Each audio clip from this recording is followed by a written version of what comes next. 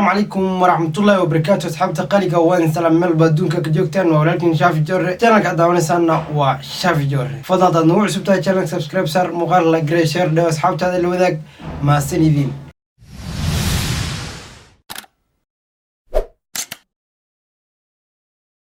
هذه أول قد قلنا مقال كنا مانتا يا برامج كان كهذا هويني إذا له بالش عندها ودا دير الدونك Eugenesia oo ah haweeney u dhalatay dalka Shiinaha ayaa Guinness World Record ku gashay haweeneyda leh baalasha indhaha ee ugu dheer adduunka.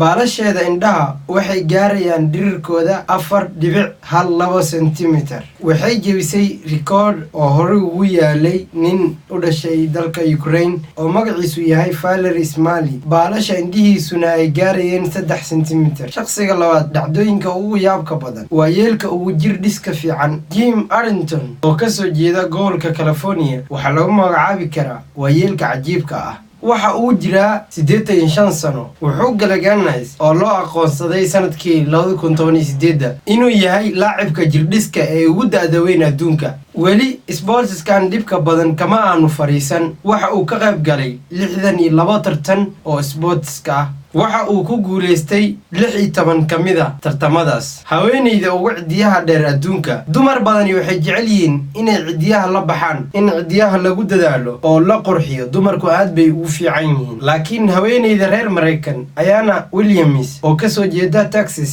ayaa dhinac kale wax ka aragtay. waxay jebisay rikoor hore u yaalay waxayna heshay cidiyaha ugu dheer adduunka. dhirirka cidiyaheedu waxay gaareen 4 mitir iyo bar. muddo 23 sano ah ayay cidiyaheeda jarin. aadna ugu dadaali jirtay iyadoo ku riyoon jirtay mar inay gasho Guinness World Record. asxaabta qaaliga muuqaalkeena caawa halkaas ayuu ku egyahay. inta ku kulmi doona muuqaalka xiga.